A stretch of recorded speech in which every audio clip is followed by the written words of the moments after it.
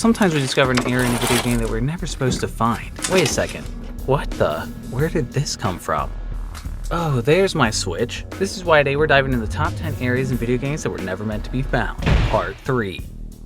Horizon Forbidden West. Thanks to Robert Berthiaume for submitting this discovery through oddheader.com. Horizon Zero Dawn was one of my favorite titles of the last console generation, and with it came quite a large number of odd discoveries, including one that was removed for clearly being never meant to be found. With this year's recent release of Horizon Forbidden West, it didn't take long for numerous interesting discoveries to start rolling in, which included this cavern Robert Berthiaume found when he was exploring the game's beautifully vast environment that was otherwise unmarked on the game's map, and didn't appear to be used anywhere else in the game. As Robert progressed, he was surprised to find the cavern led to a complete drop-off that opened into the endless abyss underneath the game's environment. Fortunately, Robert was quick to utilize Forbidden West's new flying mount, a feature that was highly wanted from the original game that now can be called in at any time, which Robert cleverly used to explore underneath the game world as endlessly as he wanted. Or so I thought, as when Robert shared this with me, he revealed that he actually sent a bug report to developer Guerrilla Games about it, which kind of hampered exploration time considering Guerrilla Games was likely en route to fix it as we spoke.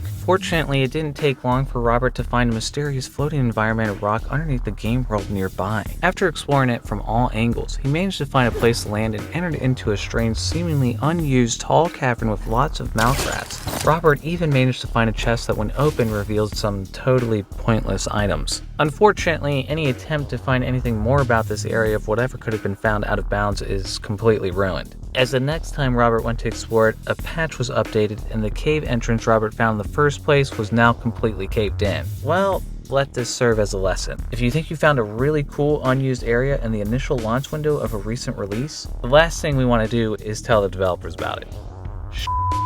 The Stanley Parable Ultra Deluxe. Thanks to Mr. Howdy for submitting this through the oddheader Discord. The recently released Stanley Parable Ultra Deluxe is a title by indie madman William Pugh's studio Crows, whose work has been covered on the channel numerous times, often for discoveries that blur the line between actual mystery and elaborate troll, such as their game Accounting Plus, which teases mysteries right from the main menu's eerie beginning area, with impossible to score basketball net and an unreachable cartridge that I covered in my video 10 Most Mysterious Objects in Video Games. The original game to kick off the madness was, of course, 2013's The Stanley Parable, and now The Stanley Parable Ultra Deluxe was finally released a few weeks ago after years of continued delays, and it seems a lot of that time was apparently spent adding new mysteries to the game, including new possible unsolved endings and mysterious figures. And while I'm sure we'll be chewing on quite a few mysteries for months to come, I want to talk about one particular area in the game for now that seemingly doesn't appear was ever meant to be found, as if the player chooses to defy the narrator at the beginning of the game and goes through the door on the right instead of the left,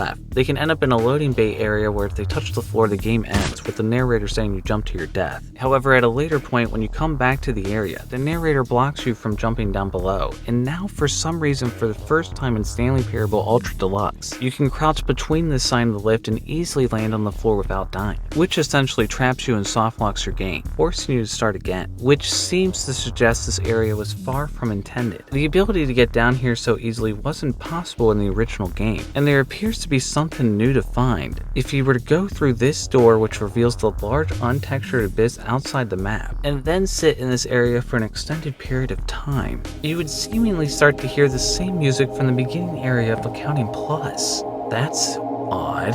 And while this song could simply be a placeholder, this spot does weirdly resemble that strange area from Accounting Plus.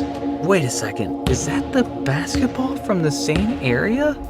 Well, it does turn out that that basketball sound does play in the same spot on the same song in the Accounting Plus soundtrack. Alright, but why play audio here at all? Unless it was part of some sort of unfinished area that never played out. Still, considering everything about this game and its endlessly elusive creators, I can't help but feel there's something more going on here. But at the same time, I'm not trying to get snubbed again. Elden Ring. Elden Ring is a recently released smash success by From Software for next-gen consoles and PC, selling at least 13 million copies in its first couple months, which is already half of the collective sales from the Dark Souls trilogy that it's derived from, giving players more freedom to explore a large, expansive open world unlike any Souls-born game before. Players have found countless discoveries in the setting of the lands between that lend to endless questions, though none perhaps larger than these massive coliseums that can be found throughout the game. Initially, it was suspected by many that the coliseums were future battle arenas for DLC, but an item description inscription for a talisman near one of the Colosseums suggested that battles ended there long ago. YouTuber and hacker Sekiro Doobie, however, went into this inaccessible room in the Lanedale Coliseum and found a now removed resting point that referred to the Coliseum as place name ? Sekiro went through the data of the Coliseum and found numerous cut details, assets, and scripts that suggested the locations were actually remnants of a cut battle feature in the game. Though Sekiro did consider the possibility of an upcoming DLC where you go back in time where these battles took place, considering similar things have happened in the Soul series before. Whether or not the Colosseums are huge leftovers from earlier in development or content that's still not implemented is still unclear. But one last detail Sekiro found that really confuses the matter is that the Lanedale Coliseum is referred to in the game's data as Return Point Bonfire Reception Desk. If this was supposed to be a reception desk, I think the developer failed the assignment. Why would there be a reception desk in Elden Ring, and how the hell is this a reception desk? No wonder it was cut.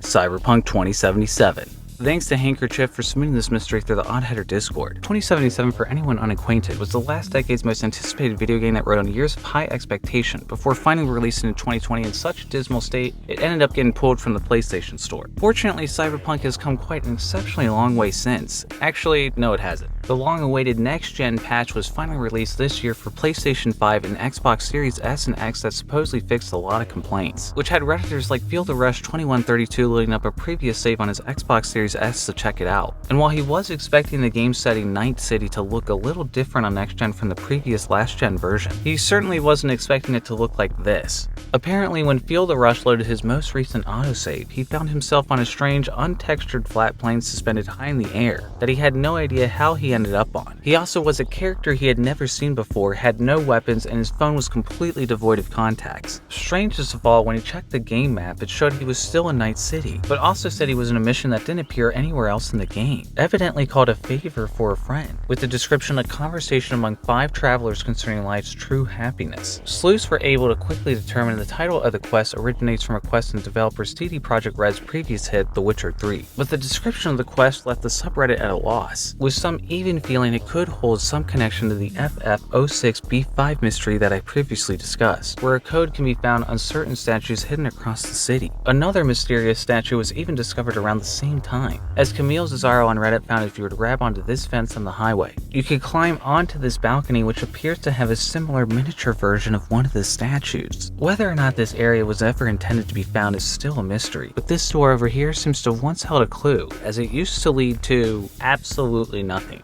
Yeah, I should have expected that.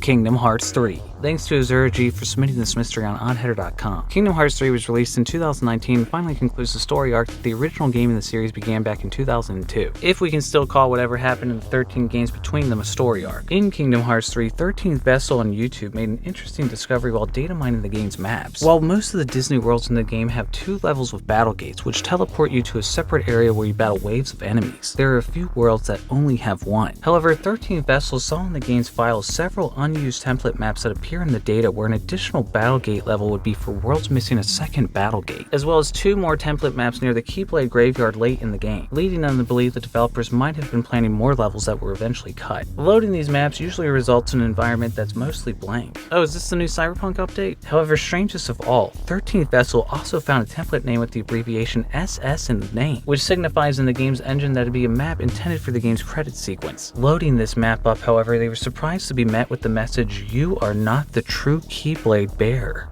What? As Kingdom Hearts fans know, the Keyblades in the game can only be wielded by certain characters, including the main character Sora. This message never actually appears in the game, and it's unknown what it'd be trying to say in the story if it was supposed to be included. However, there's also the very popular and plausible theory that the message is intentionally here to teach those looking at the files in the game trying to see discoveries that they aren't supposed to. And if that's the case, well, they got us pretty good. Personally, I'm going to say that was the case, unless we miss a scene where Sora finds out he's not the Keyblade bearer during Winnie the Pooh and the 100-acre template map.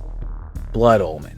Legacy of Kain. Thanks to Caleb for submitting this mystery through oddheader.com. 1996's Blood Omen Legacy of Kain, released on the original PlayStation PC, is the first title in the once popular Legacy of Kain series, that while not as well remembered as its 3D follow-ups, was revered enough to get a fan 3D remake in 2016. However, when the 3D fan team Blood Homicide was first taking apart the files to recreate the game back in 2010, they found a pirate ship area in the files that didn't seem to appear anywhere else in the game, though they later found it could be accessed by using a no-clip hack. The deal with the pirate ship remained a mystery until 7 years later when game director Dennis Dyack was asked about the pirate ship and why it was made inaccessible during a Q&A he held on YouTube. When Dennis explained the pirate ship actually was accessible in the game, it's just nobody managed to properly find it, revealing that it involved hitting switches hidden across corners of the game world. It wasn't until 2 years ago in 2020 when the pirate ship was finally discovered, 24 years after the game's initial release. And the switches were so near impossible to find without any indication of where they were. It definitely seemed as though they were never meant to be found at all. It didn't help that the switches were invisible, out of bounds, and not actually in the corners of the world as the environment was reshuffled during development. But fortunately, each switch could actually be triggered from afar with the use of an energy bolt from precise positions. Once activated, the warp for the pirate ship is finally revealed, taking the player to a ship with the same collectibles on it that can be found everywhere else in the game, as well as a couple of pirate enemies. At the other side of the ship is another teleporter that when activated appears to represent a time shift, as the ship is suddenly destroyed. Once here, the player can explore the surrounding areas to find more enemies and collectibles. And that's it. At this point, all anyone can do is backtrack all the way back to the normal game. Okay, so what's the point? When Dennis Dyack elaborated on the meaning of the ship, he said, "What it's about,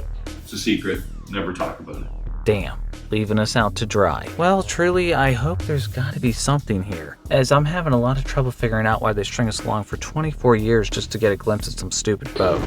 Team Fortress 2. Thanks to Zoe for submitting this mystery on the oddheader Discord. Team Fortress 2 is Valve's immensely popular online free-to-play first-person shooter multiplayer game originally released in 2007. While the game only had 6 official maps upon release, countless more have been added in the 15 years that Team Fortress 2 has been out, including a mysterious, seemingly unfinished test map that has boggled players' minds since it reportedly showed up after the game's Steam Pipe update in 2013. The map, called CP Cloak, looks unlike any other map in the game and features a single small wooden room with a control point in the center on a propped Cracky Pop sign that's being watched rather horrifyingly through the windows by these giant models representing each character class. There isn't much else to show here, and thank God, because I can't handle this any longer, except for these posters of pin-up ladies in the spawn rooms with their bikinis corresponding to each team's color. Oh, is this what they were looking at the whole time?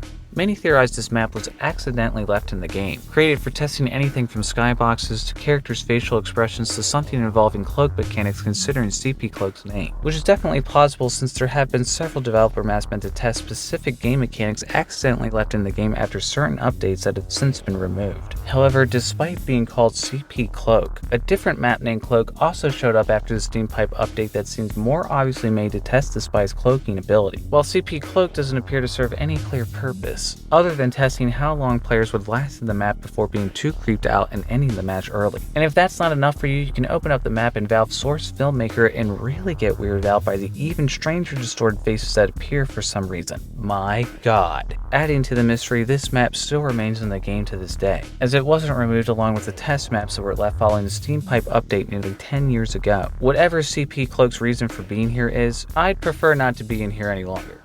Bloodstained. Ritual of the Night. Thanks to Bruno Finger and Marcel602 for submitting this on the oddheader Twitter and Reddit. Bloodstained Ritual of the Night is a spiritual successor to the PlayStation 1997 classic Castlevania Symphony of the Night that was released in 2019 for Windows, Switch, PlayStation 4, Xbox One, iOS and Android in 2020, and Google Stadia in 2021, which is a Google streaming video game service that lets you play games on Chrome, Chromecast Ultra, and other Google and Android devices. Bruno was playing the Google Stadia version when he noticed something he didn't see in the original version of Bloodstained that he played on Steam. As Bruno was crawling around in one of the lower levels of the castle in the hidden desert area, when he entered this room and noticed a strange glowing relic of some sort sitting on this ledge that he never remembered being in the game, nor has anyone reportedly encountered since. Bruno walked up to the relic and pressed up at the prompt he encountered and found himself teleported to a location that appeared to be uncharted territory, as it was evidently out of the boundaries of the game map. Bruno continued further through the environment and was shocked to find an extensively long area with enemies he never saw before, and a number of elements that suggested the area was far from finished. To his further surprise, the environment seemed to greatly resemble the indie hit Journey, and sharing images of it on Reddit, they were able to confirm these banners had the same symbols on them that originally appeared in the 2012 classic. At the end of the environment was a large boss featuring a stone abysmal guardian that once defeated gave absolutely nothing. but revealed a room with another glowing stone relic that teleported Bruno back to the original relic that he found. What? Some Redditors felt they had figured out the mystery after they noticed the game's development roadmap posted on Steam suggested there was upcoming crossover content, which they believed Bruno had somehow accidentally leaked for his Google Stadia version of the game. However, things were only more confused when the special crossover content finally released, and it turned out to be for another classic of the early 2010s, 2014's Child of Light, leaving everyone completely confused about what happened with the unfinished journey environment Bruno found and questioning whether they would ever see the environment again. Strangely, the most surprising thing I learned out of all this is that somebody out there actually plays on Google Stadia. EverQuest. Thanks to Ledora for submitting this discovery on oddheader.com. Released in 1999, EverQuest was one of the first major MMORPGs to use a 3D game engine, with one of the largest worlds players had the possibility of exploring at that time. Ledora revealed to me if you go to this location, you'll follow it, and then use the go-to command to jump to a specific coordinate out of bounds, you would suddenly be teleported to this room covered in our feline friend here. In a 2009 interview with Engadget, one of the game's environment artist Kevin Burns revealed if anyone's ever been trapped in one of the out-of-game cat rooms, that was me. The walls are lined with a photo of my cat Mittens, and if you're already familiar with Mittens, you might just be a criminal in the world of EverQuest, as it's been reported to be a room where game masters and guides would take misbehaving players to scold them away from the rest of the player base. And while that explains that area, it doesn't explain the many other numerous locations that also feature Mittens out of bounds of the game world, such as this house of Mittens Ledora found way out of bounds of the Aridin Palace that doesn't appear to serve a purpose, besides to praise thanks to the great Mittens. Between the house cat house and the claustrophobic cat prison though, I think I far prefer the cat house. Destiny 2. Thanks to Fluup, yaboibrandon, eMzi, and redgen for submitting this for the oddheader website and Discord, with additional information from YouTuber and glitcher JB3. Destiny 2 is Bungie's hugely popular free-to-play online multiplayer first-person shooter that was released in 2017 and still going strong after 5 years with continued updates. But because the game is so vastly different from its initial release, some players long to revisit some of the now-deleted content that was introduced when the game first launched. In particular, one of the first missions introduced in the game Spark included several unique locations that were never seen again, and in the quest to revisit these maps, the community ended up uncovering a mystery way stranger than they ever expected to find. For one, in 2021, glitcher, hacker, and YouTuber JB3 managed to return to the quarantine sector 236 for the first time from the deleted mission Spark, and found these strange static glowing character models that didn't appear in the original mission, in addition to new environmental destruction that wasn't there before. The game's biggest mystery, however, was uncovered when JB3 managed to return to the Dark Forest, another environment from the same deleted mission. When JB3 managed to glitch into an out-of-bounds spot inside the Dark Forest where no one had ever been before, he suddenly propelled into the air and started floating towards the sky, something no one had ever discovered in an environment before that seemed to have no explanation whatsoever. For months, no one had any idea what it meant, until another YouTuber AZ-1.2 was trying the lift, when suddenly he was pulled into a mysterious area the Destiny community has since dubbed the Galaxy Pool. In it was a striking purple temple suspended in space, and in the center was a tiny pool of water that looks unlike any other area in the game. It's still unknown how long the Galaxy Pool has actually been here, considering it's hiding out of bounds of an already out of bounds map, and could have been in the original map without anyone knowing as far back as 2017. AZ-1.2 also found strange laser formations in the surrounding area, suggesting this area may still hold some sort of ethereal secret that still hasn't been seen. However, considering the location has remained completely untouched for several updates since it was originally found in 2020, whether the mysterious Galaxy Pool's true meaning will ever be revealed may forever remain a mystery, and until then, all we'll be left with is the most epically mysterious floating puddle of interstellar bathwater to scratch our heads over till the end of time. If you enjoyed this video and want to see more content like this, please subscribe. And if you know of any other areas in video games that weren't meant to be found, submit through oddheader.com, come join the Discord, or even send me a shout through Twitter or Reddit. And thanks to YouTuber Slippy Slides for helping get additional footage for this video. Feel free to subscribe to his channel down below as well. Shout out to Alexander Knight, Angel the Fox, Ash Photography, Andrew FM, Chad Biscuits, Grow Ups, Combat 15 Bowl, Ed Moffat, Eddie Talkspin the Bleach Primid, Fox M Cloud 123, Frosted Flake, Lucky 7, Miss Arctic Foxy, Nikki Forever, Oliver Pearson, Rackman 22, Riley S, Robert Eisenman, Scarities, Starcore 2, Sneaking J, Taryn Stock, Towerizer, Vincent, and Jan Banier for their Patreon support. Stay tuned.